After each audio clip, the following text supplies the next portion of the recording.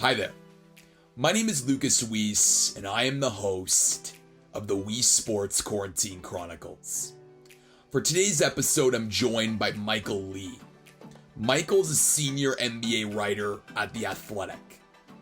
In this conversation, I chat with Michael about the NBA's plans to return, the challenges for a reporter covering this event, as well as Michael's sports media career, his various stops along the way, his award-winning piece on Caron Butler, being a beat reporter and then transitioning to a national NBA writer, as well as a conversation about race in America, his article on the hypocrisy of the NFL, as well as how young journalists can tackle the intersection between sports and social issues. The Weesports Quarantine Chronicles is available on YouTube, Apple Podcasts, and Spotify. So make sure to like, rate, watch, and subscribe to all three of those channels. Now let's get to my conversation with Michael Lee, the senior NBA writer at The Athletic, for episode 42 of the Weesports Quarantine Chronicles. All right, on today's episode of the Weesports Quarantine Chronicles, I am joined by Michael Lee. He's a senior NBA writer at The Athletic. Michael, thanks so much for coming on. Hey, thanks for having me. You're the first senior national NBA writer to come on my show from The Athletic. I've had a few beat writers from The Athletic, including Blake Murphy of the Toronto Raptors. So it's great to have you on. Yeah, thanks for thinking of me and having me on. I hope you have a good time. Yeah, and we'll get started with sort of the news of the day around the NBA. I know I'm based in Toronto, so a lot of my listeners are intently following, where the Toronto Raptors are, and they landed, according yesterday to reports, in Fort Myers, Florida. And I'm just curious for you, Michael, to just sort of share your perspective on just what you think about this return to play format, the bubble in Orlando, and just the recent news of all these, the COVID cases spiking, where the NBA players are going to be in less than a month. Yeah, I mean, I really hope that the NBA can pull this off because there's a lot at stake and it's a lot of risk involved, and there's a lot of things that could go wrong, and there's such a very small chance of it, going off without a hitch. that for me, I wonder if the risk is really necessary to continue, because there's so much that we don't understand about the coronavirus. I mean, it's a novel coronavirus, which means we don't understand how it works. We don't understand what the next wave will be, how to morph or mutate, over time. So there's so much that we don't understand that I feel like a push to play sports is a bit premature. But I also understand the financial implications of it, the money that's at stake, that could be lost if there is no postseason. And so I definitely understand the motivations behind it.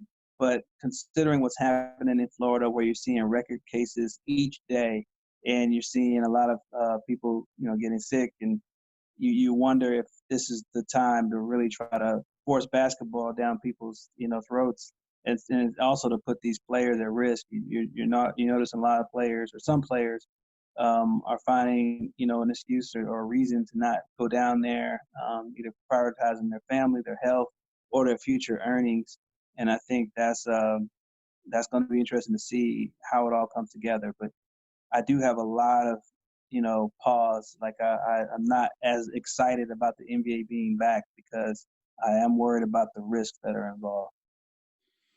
Yeah, certainly a lot of risks, as you mentioned. And Michael, for you as a reporter, covering, the league as a whole, what are the challenges been like and are going to be like for you if this, does kick off? I don't know what the protocol is in terms of, reporters. I'm, guessing it'll be a lot of virtual stuff, conference calls. Yeah.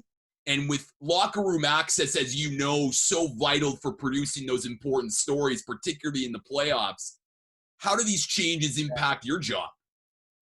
Yeah, it's going to be tough. You mentioned the locker room access, and we talk about, the stories that you wind up getting from working in a locker room. I just think, just right off of last year, during the NBA Finals, I was after I think game 3 of the NBA Finals, Fred VanVleet had a really good game. And so I went into the locker room and just, made a joking reference to like how well he was playing since had a son, and I think you remember during that playoff run, Fred was pretty awful, stunk it up the first couple rounds, had the son, and then just was lights out after that. He couldn't miss a shot the rest of the postseason. So I made a joke about it, and he said something to me about how, what it meant for him to hold his son the first time, and just how he was reflecting on the fact that he lost his father at a young age. And so that's a conversation that we had in the locker room, just me and him talking.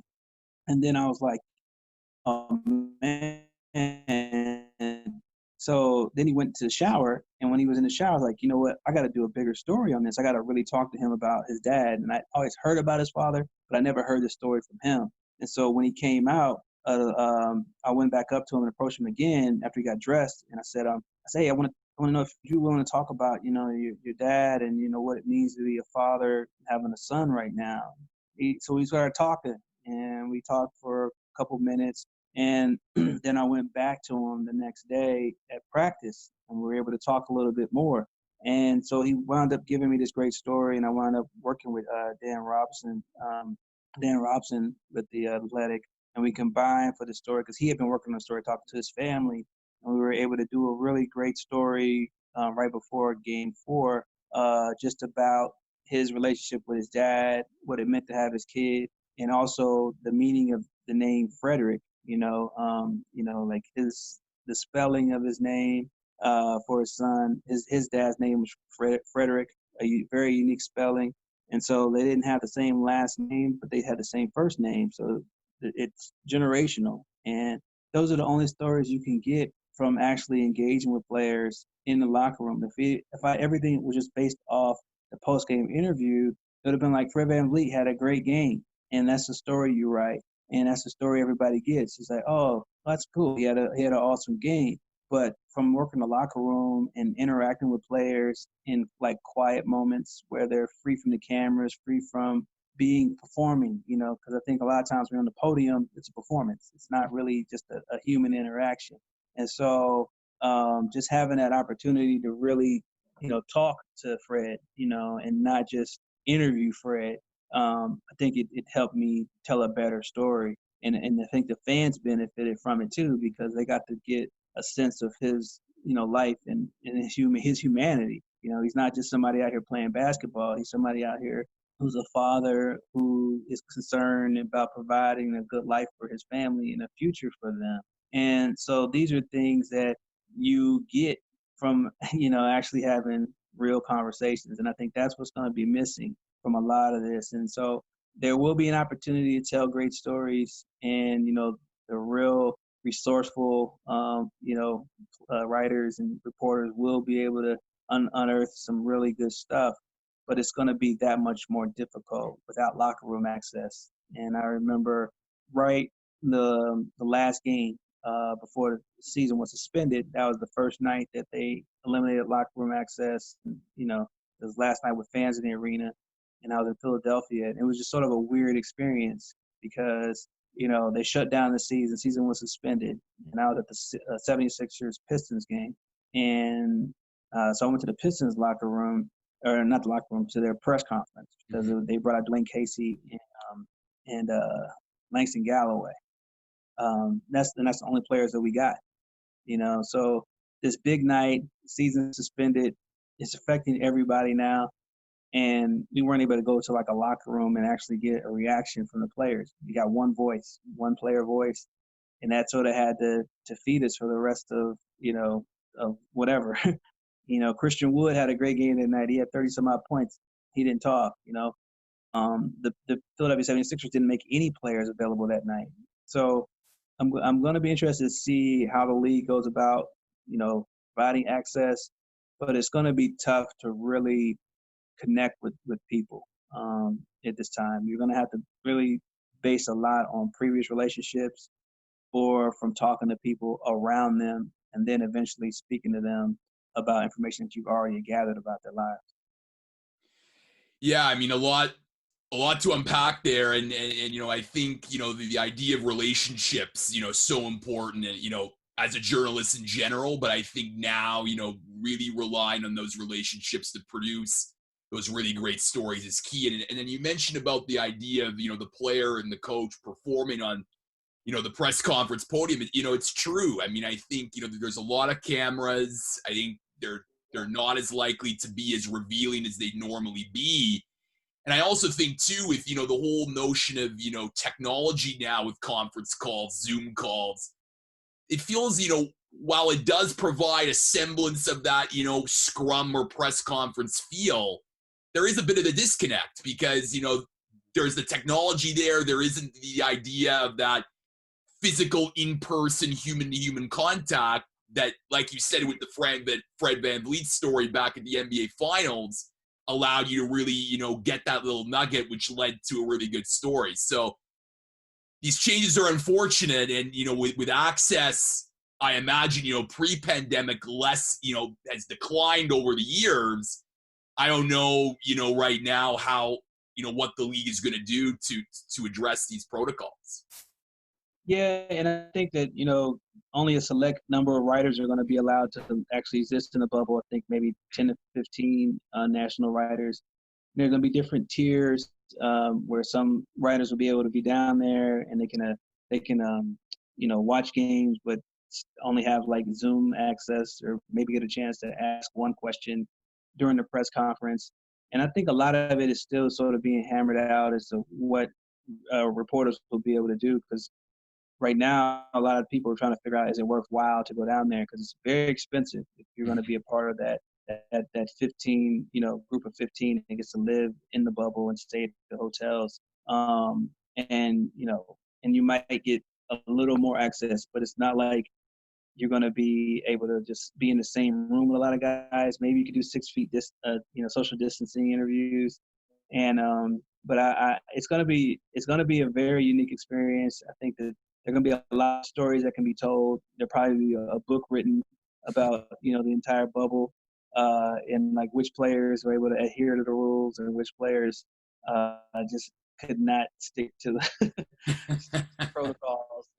I'm pretty sure that when the league released a lot of the rules about social distancing and no doubles ping pong and things of that nature, that a lot of players were laughing, because I think some of those rules were put for show. Because I just have a hard time seeing the NBA telling guys who just spent an hour breathing on each other, sweating on each other, shoving each other, and doing all this stuff that, okay, now after this, you can't sit next to him and have lunch, and,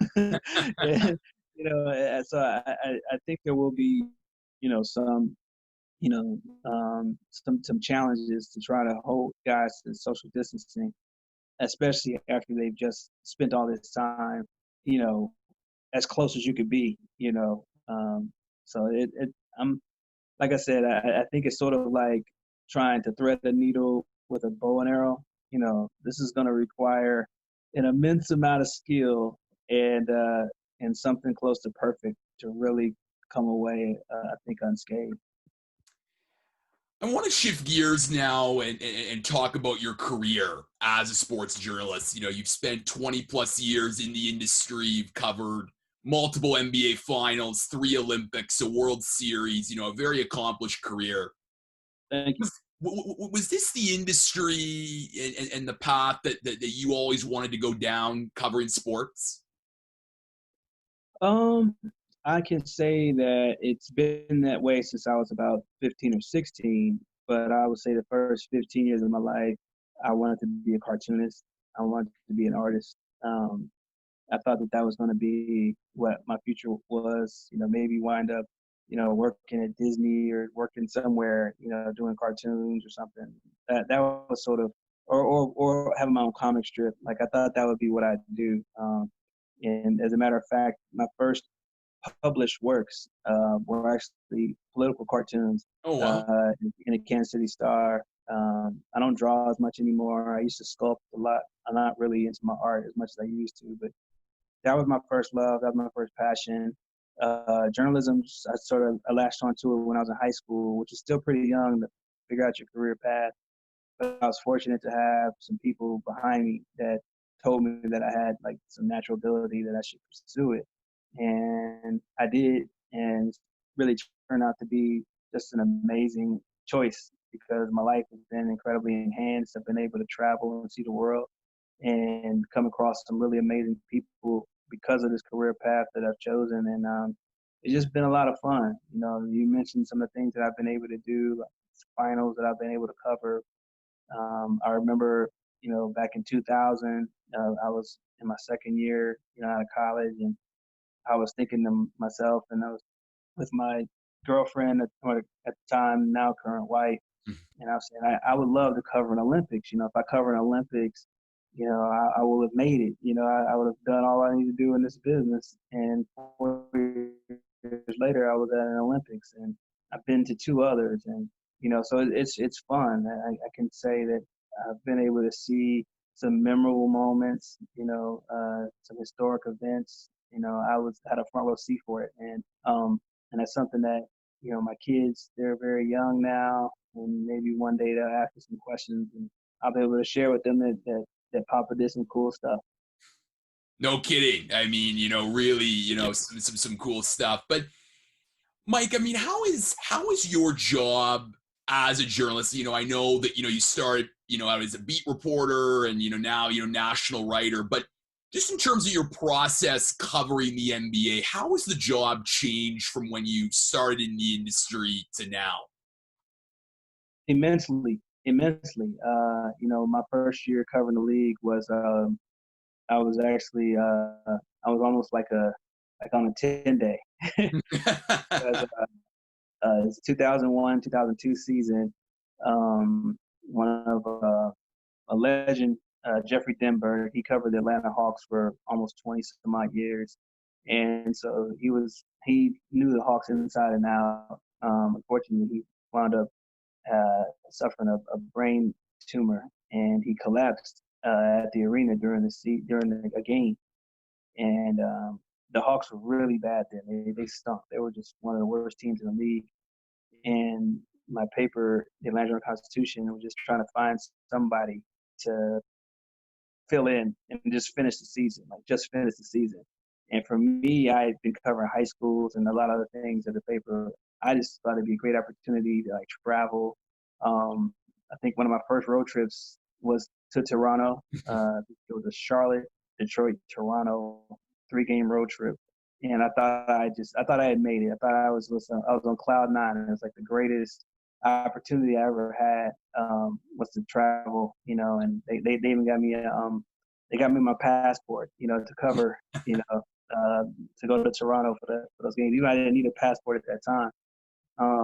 But I just felt like, man, this is great. I'm covering the league.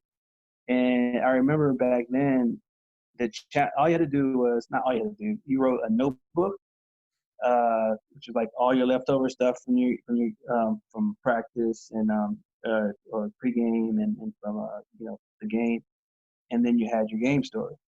And every night I would turn in my notebook before the game, and then I write my game story, and then I'd come back and add quotes and rewrite it, and that was my night. And I thought that was hard. I thought that was like just a lot of work, and it was, because it's all relative. And then so that's what your day entailed. And then probably a couple of years later, when the internet started to take off, that job became just around the clock, where you had to wake up in the morning, have something posted about about the team. And then you'd have something pregame, about the team. And then you would write your game story, and then you would have whatever left over in your notebook, and you fill that. So I'd probably write 4 or 5 times a day. And this was, I think, 7 years after I started covering a league. I was writing 4 or 5 stories a day, just with constant updates, for a newspaper. And then Twitter came along. So not only was I writing all of these stories, but I had to keep the fans engaged throughout each game and throughout each day, but providing information through tweets. And so that's another job. A lot of people may think you're just sitting there on your couch but a lot of times if you're like writing news and and give them information. Like that's part of the job. So as the years have progressed, it's gotten more challenging if you write a newspaper. So then I've gone from the newspaper to the internet, and the challenge that I have now is not to write 4 or 5 times a day, but to make sure that the 7 to 10 times I write a month that is compelling enough that people care, and that it's something new and something fresh that they didn't get somewhere else. So, and that's probably more the challenge for me now, is just trying to come up with ideas and try to tell stories that people want and feel like they need. And you mentioned how, you covered, the Atlanta Hawks, during that, season. And then you also, covered the Washington Wizards as well as, Yep. a beat reporter. And I'm just curious, Michael, because, being a beat writer is very different from being a national writer. Obviously, I mean, when you're a beat writer, you're with the team every day, and you develop those relationships. And I'm just curious how that experience being a beat writer helped prepare you when you got the chance to cover the league as a whole. Yeah, I will say this. I actually had, when I first got to Washington, my first year there, that was my first year covering a playoff team. Because I was there with Gilbert Arenas, Antoine Jameson, and Larry Hughes. And they led the Wizards to their first playoff win, I think, in 20 some odd years. And so that was like a fun year for me, because I covered 2 really bad Hawks teams that had gone to the lottery. And so I was like, wow, I'm actually covering a team where I have to write about them winning and not getting their butts kicked every night. And so, um, so yeah, so it was a unique experience. And then right after that year, I had so much fun, and they liked the work that I did. They put me on the NBA, and so I was covering the league. Really after only 3.5 years of covering, as a beat writer. And so at that time, I was still trying to figure out my voice. I was still trying to find my voice as a writer and trying to write, authoritatively, when I was still trying to figure things out on my own. So it was a bit of a challenge at that stage. And so I covered the league for 4 years, and I did some things I was proud of. I did some projects that I was working on, and one of them in particular was a high school, the last class. I did a series on the last class of players who entered the league out of high school. And so I was able to track down, I think I did Monte Ellis, Andrew Bynum, Martell Webster, and Andre Blatch. So it was like four of the 6 players. I didn't get, what's his name? Amir Johnson. And I didn't get, can't remember who else was on there. Lou Williams. So those are 2 I didn't get. Former Raptors. Yes, those are the 2 I wasn't able to get. I was really trying to get Lou because I thought he was pretty cool. Because he was from Georgia and I was from Atlanta. So I not from Atlanta. I worked in Atlanta, so I was familiar with him in high school. So I was hoping to get him then. But I guess my point is, I went back and covered the Wizards in '09. Because there were some layoffs at the paper, and roles were changing, so they put me back on the beat. And so I covered the Wizards for another 5 years. And then when I went back to cover the league, I felt much more ready to handle it, because I had put in the years, I had built the relationships, and I had also really found more confidence in my voice and who I was as a writer. And I think that it led to me producing even better work, because of where I was and what I felt I knew at that point, as opposed to where I was the first couple of years, where I hadn't really figured out how the league worked all the way. And I don't regret anything. I appreciate that, having that opportunity back then. But I realized that there's something to be said about paying your dues and understanding how things work before you are on a grand scale, or doing something on a grand scale, because people get to see you learn on the fly. They get to see you make your big mistakes, and you have to come back from that. But I'm totally appreciative of my career path because and I'm grateful for the opportunity that I was given. But I do know that when I came back to cover the league after that second run covering the Wizards, that I thought I was better for it. And you had the opportunity to write a lot of really unique pieces, and one of them actually won you an award at the with the National Association of Black Journalists, and it was your story on Caron Butler, and it was a really well written piece about Caron and just that story. And I'm just curious, just as a writer, Michael, I mean, how do you approach a story like that about someone that has gone through so much adversity as Caron did? Yeah, I guess rundown for this, people who may not be familiar with Caron's story. He was obviously a two-time All-Star with the Wizards, and he had a 14, 15-year NBA career, and he played at UConn. But before he made it to college and was the star there, he had gone to a youth detention center for being caught having a gun and crack cocaine in his locker when he was in high school. So he did 15 months in a youth detention center, and so he had a pretty rough upbringing growing up in the hood in Racine, Wisconsin. And so everyone was sort of familiar with his story. He's a kid that headed down the wrong path. He got arrested, went to jail, and got out, and then went on to have this great basketball career. And the story had been told many, many times before.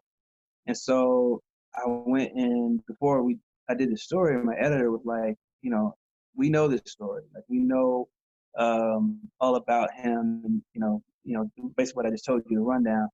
He said, so what I need you to do is I need you to find a unique angle. I need you to find a voice that we've never had on Caron to give us something that's new. And I was like, okay. And he's like, do you have any ideas? And I couldn't really think of anything. And he said, well, this is what I want you to do. And I give my editor, Emilio Garcia Reed, I give him props. He said, when you go to Racine, I want you to find a cop who arrested Caron Butler and ask him what he was like back then. And I was like, okay. And so when I went to Racine, I knew what my job was. I was going to find any cop that had arrested Caron, because he was arrested 15 times, before he went to the detention center. So he had been arrested a couple of times. And so I walked into the Racine Police Department, and I said, yeah, I'm a reporter with the Washington Post, and I want to know, is there anybody here ever arrested Caron Butler? And they're like, yeah, there actually is a guy here who, that knows Caron, and they showed me his desk, and he had like a picture of Caron on his desk. And I was like, wow, that's pretty cool. And they said, so we'll give him your information, and when he comes back, we'll have him give you a call. And it was sort of a fluky thing. I don't know how it worked out, but he called me, and when he called me, we were on the same street, which he probably was maybe doing surveillance on me anyway. But when he called me, he was like 3 or 4 cars behind me. And so I pulled over, and we were at some parking lot, and we met at a parking lot, and I told him what I want to do, what story I want to work on. And so he set up another time for us to do an interview. And then we just started doing things by phone. And he was giving me all these details about Caron. And so what I found out in reporting the story was that he didn't actually arrest Caron. What happened was Caron had some family members who were involved in the drug game. They sold drugs, they sold crack. That's how Caron got into the hustle. He sold drugs, and so he was staying at home, and they did a drug raid at his house. They knew there was crack in the house, and so Caron happened to be sick and from school. He was in the bed, and so his mother left to go get him medicine, because he was really under the weather. He couldn't go to school. And so Caron is like, so his mom leaves, no one's at the house but him. So the cops do the bust. They raid the house, they storm into the house, and here's this like, teenager in the house, sick, in bed, looking out the window and seeing nothing but cop cars surrounding the house. And so he told me the story, like, he didn't know what to do, but just cover up and under the sheets, like Yeah. like where he couldn't hide, he couldn't run. Uh, and so, uh, you know, the officer, Richard Geller, he could have arrested Caron.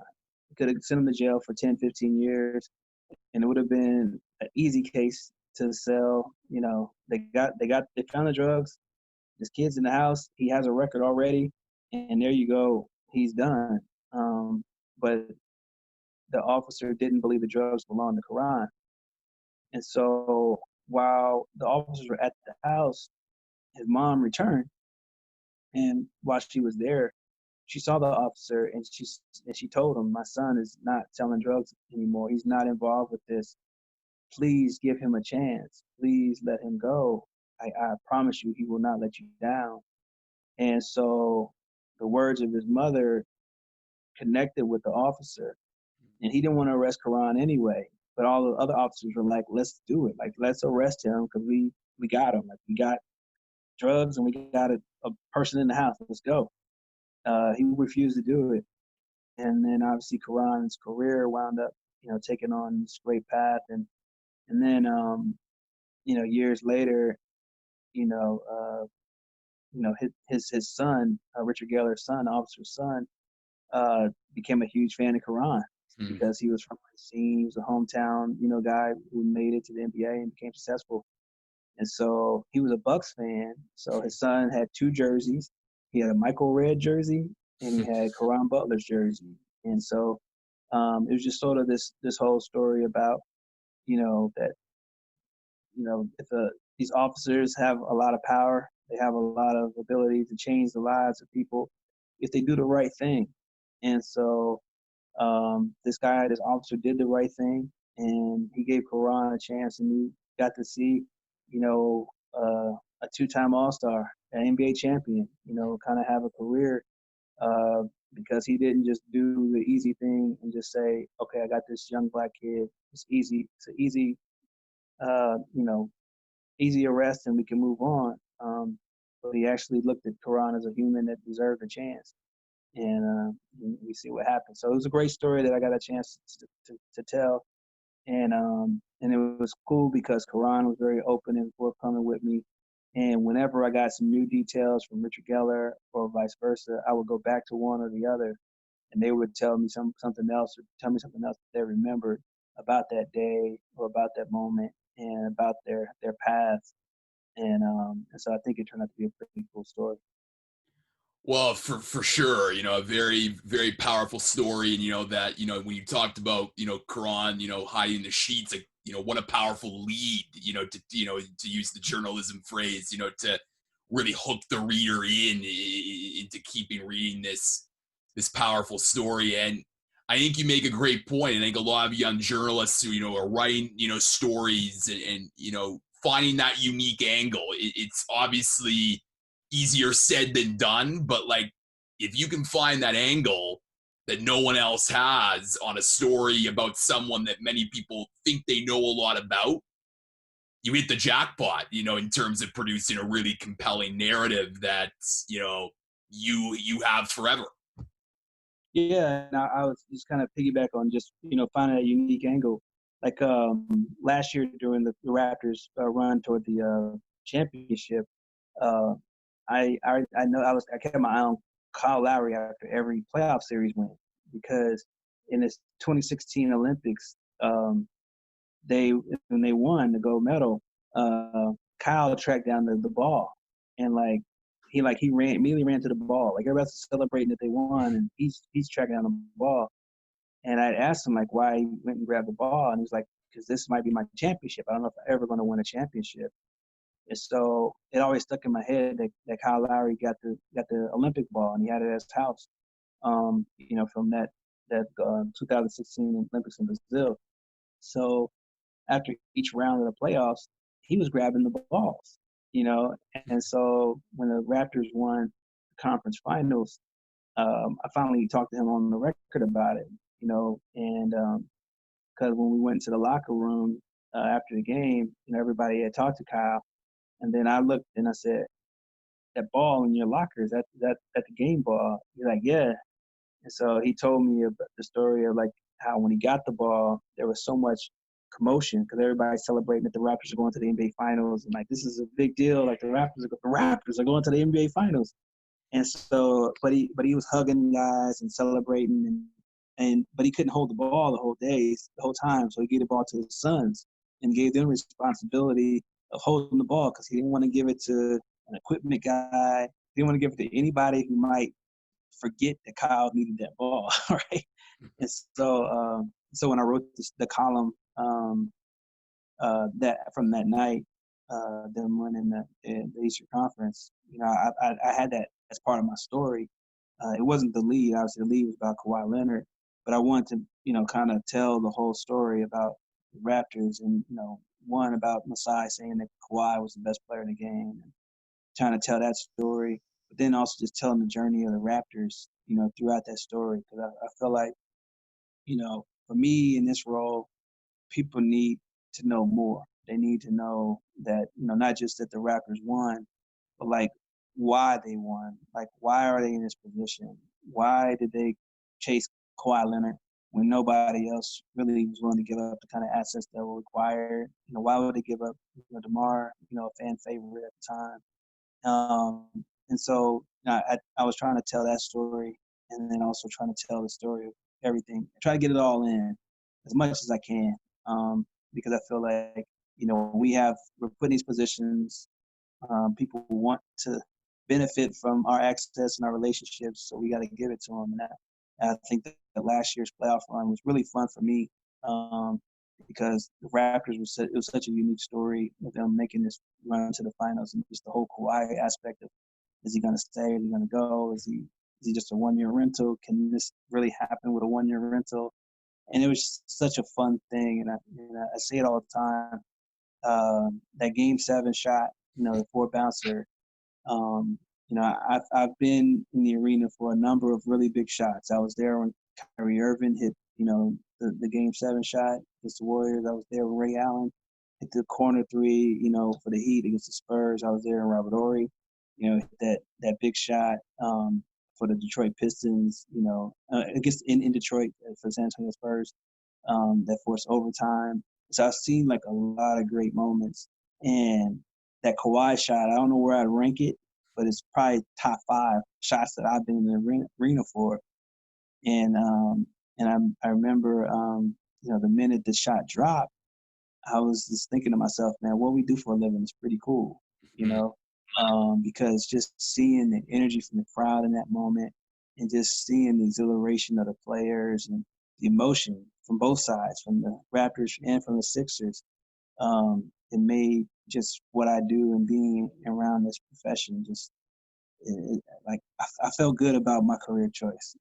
No, for sure. Well, and look, I think every, fan or follower of the Raptors, it's one of the all-time top Toronto sports moments, that Kawhi shot. And I wanted to ask about the Raptors, and we've been talking about them, a bit here with Kyle Lowry and Fred VanVleet, and because, look, I mean, for the Toronto beat reporters for the Raptors, writing about the championship and, the years of heartbreak, and finally they were able to win it for Canada's first NBA championship. But, you're a national NBA writer where, a great deal of your audience is in the United States.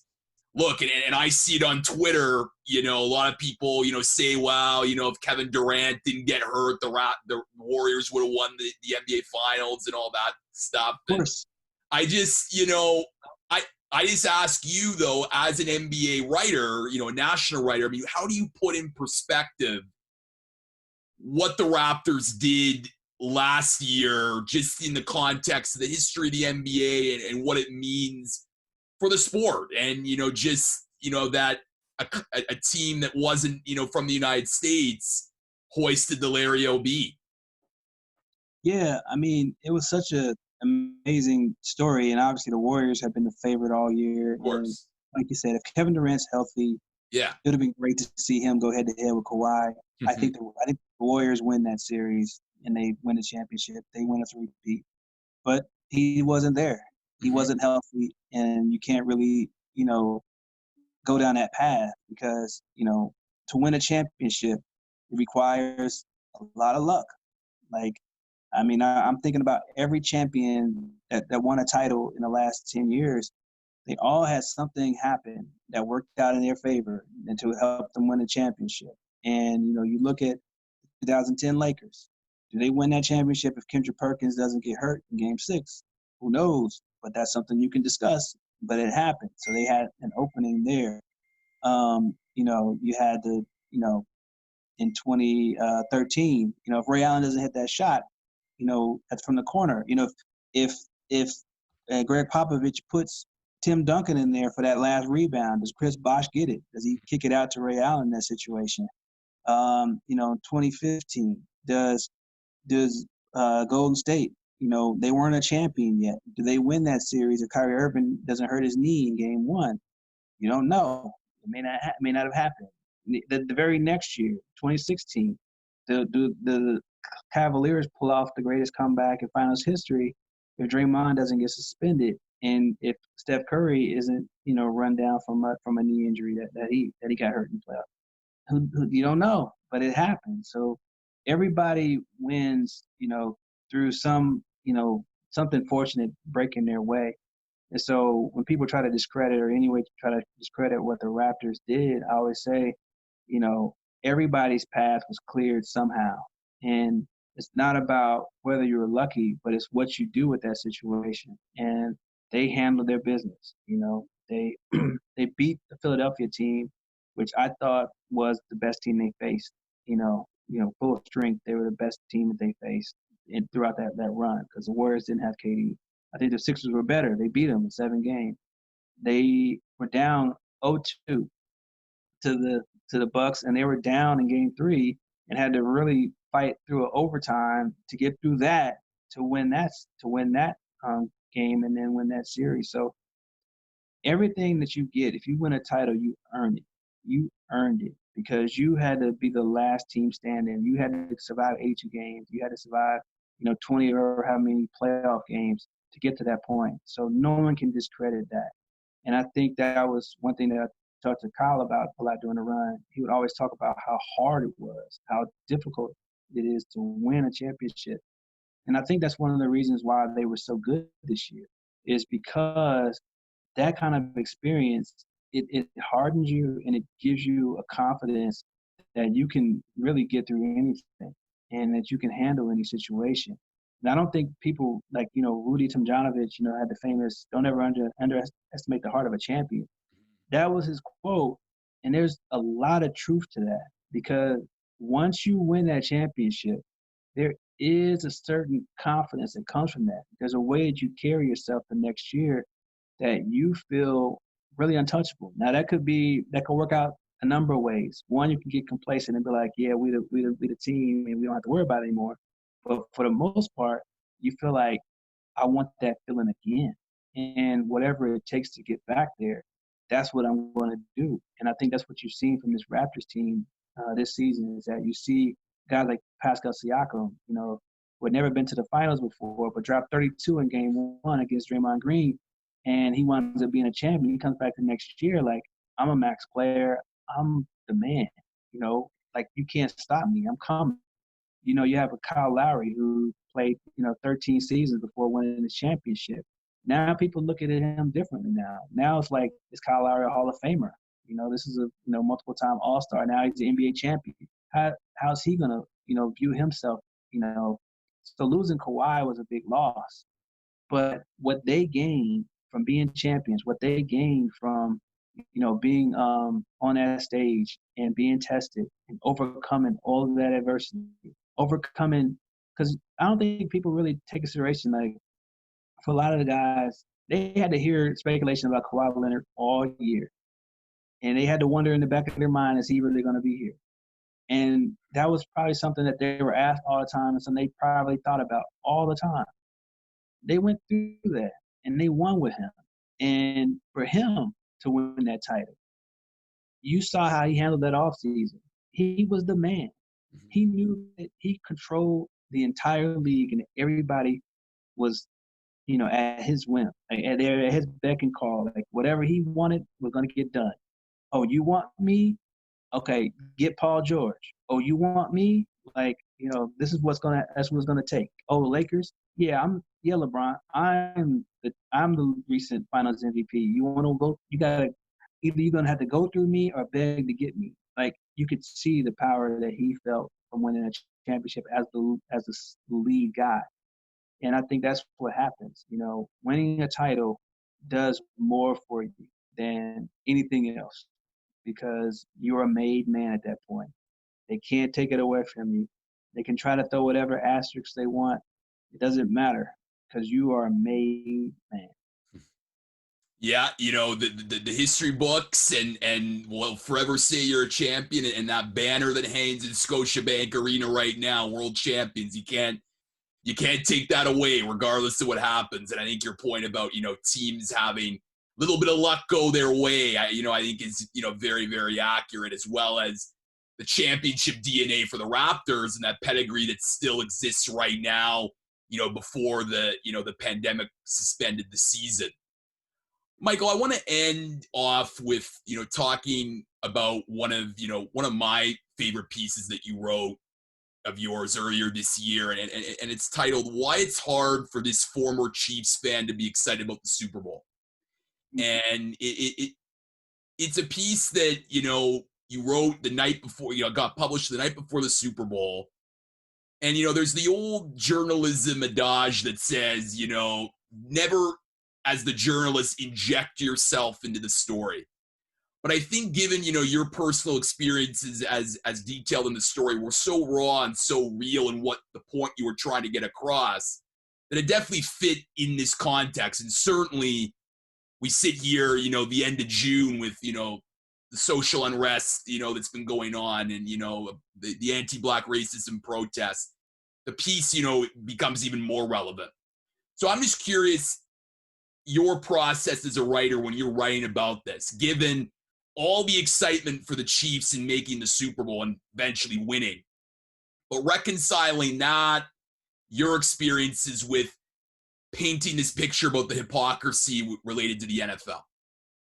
Yeah, it was a tough one to write, but it was like I said, it was what I was going through as like somebody who was a Chiefs fan growing up as a kid, and somebody who had experienced a lot of their losses and felt the pain of them getting humiliating either playoff losses or just being lousy, for a good part of my youth.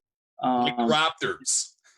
Yeah. So I had always thought that when the Chiefs made it to the Super Bowl, that I would be there, that I would be celebrating, and being, part of, this historic event. And but obviously, the Chiefs got Patrick Mahomes and were able to ascend to this, position of being a championship contender right around the time that the NFL had banished Colin Kaepernick, which really hit me hard as a black man in America. That the NFL would not only try to diminish the message, but distort it and turn it into something that it wasn't. And it hurt me. It hurt me to see people, try to, say that Colin was, unpatriotic, and say that Colin was against the flag. And as somebody who had his own run-ins, I've had numerous run-ins with the cops. Some that I remember, and some that I've even forgotten. Seeing a lot of things that have happened, over the last couple of months, I realized I forgot that I was pulled over for that, or I forgot that happened. And so some incidents have just sort of kind of, bubbled back up. And I feel like I wanted to share my story because I think some people try to act like, what Colin took a knee for wasn't genuine and wasn't legitimate. And that, the fact that it didn't hit them personally. Like, I think there are ways that people in America view the cops. There's a way white people view the cops, and there's a way black people view the cops. And as a black man in this country, there's a fear. There's if I see a cop car, there's an immediate heart palpitation, because not that I expect it, But I know there's a possibility that something bad could happen. And not because I did anything, just because I have my skin color makes me a threat. And so that's something that, you're taught. That's something that my dad had shared with me. He gave me, the talk, before I even understood what it was all about. And I wanted to share people, what the talk is, where, you learn how to interact with the police. You learn that, there's a point in your life when you're sort of a cute kid, and then there's a point where you're no longer a cute kid and you become somebody that they view as being a criminal, a potential criminal, and they want to control you. And so I wanted to sort of paint the picture of a Chiefs fan who's conflicted. Like, I should be happy that, my team finally made it. At the same time, where the league that it represents is telling me that the legit fears that I have are bogus, and that not only should they be discarded and dismissed as irrelevant, but we're going to do everything in our power to bury the person who tried to get that message across, who tried to speak up for people who didn't have their voice, who used his platform in the most noble of ways to try to raise awareness for an issue that has been plaguing this country for a while. And all he did was ask for the country to be better. Not to say that the country is trash, but to say we can be better. And he was vilified in such a way that, there are criminals, there are people with criminal records and people who have committed heinous crimes or, really done really offensive things. And they're given second, third, 5 opportunities in the league. But a guy takes a knee in the most respectful manner, and the NFL says, we're going to kick you out for good, and expect me to all of a sudden be behind that league, for me to be supportive of that. I couldn't go with it. And I had to be really true to it. Like, if I was going to have a boycott and not, be supportive of the NFL or the Chiefs, that meant that even when they go all the way, that until the NFL respects who I am as a man and respects, Black people in this country to the point that they value, their viewpoints, then their league is not important to me. And so I just had to share that story. And I've seen a lot of things that are happening, in the last couple of months, from Roger Goodell apologizing without mentioning Colin Kaepernick, to Patrick Mahomes making the powerful statement of saying Black Lives Matter, which prompted the league to really move forward. And I see, things starting to change, people starting to come around on Colin. And for me, it's sort of offensive. It's sort of infuriating that now people think that because they saw George Floyd, with a cop, press his knee against his neck for 8 minutes, 46 seconds, like now all of a sudden we need to pay attention, when this man was trying to raise awareness to this, up to 4 years ago, and was called, everything under the sun, that except for what his mother named him. And I just feel like, I hope people are more sensitive and are more aware, and I'd like to see significant change. But I know we've been in this place before, and I just don't want to keep coming back to it.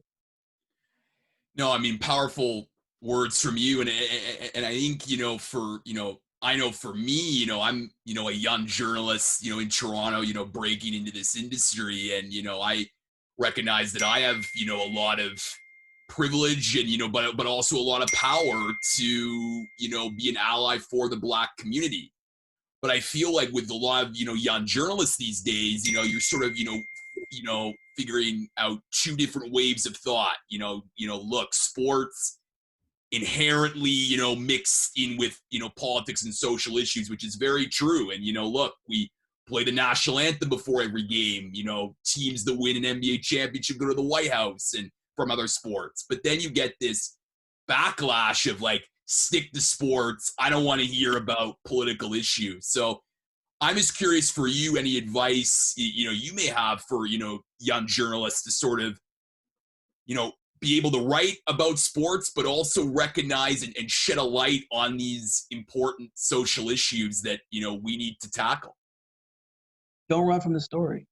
I mean, that's really all I can say, is that if there's something that's obvious that's there that needs to be told, tell it, and do it with conviction, and don't act like, oh, well, I can't touch that because of this.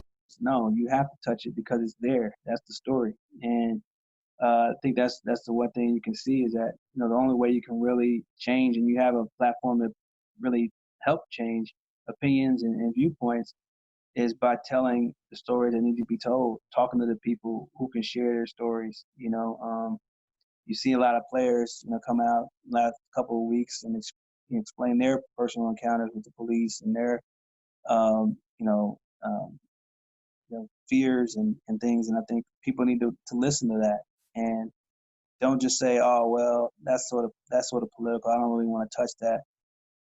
No, like, really listen to the guys. View them as human beings. They're here, entertainers. They worked hard at their craft to be great at what they do, and that's why they're on this stage. But when they go home, they're not putting the ball in the basket. They're just like everyone else, trying to get by and trying to make a living and trying to, live comfortably and peacefully. And so whenever they speak up or speak out, don't dismiss it and say, I don't want to hear it, stick to sports. Just sit back and listen. Just sit back and listen. You might learn something, and you might gain a perspective that's needed for understanding, because you may see, I'll just use an example. You may see, Norm Powell is just, a guy who can, take it to the basket, and dunk.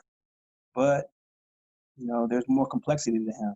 He has a lot of depth, as a man, in that you should explore that and try to figure out what connections that you have, what commonalities you have as people.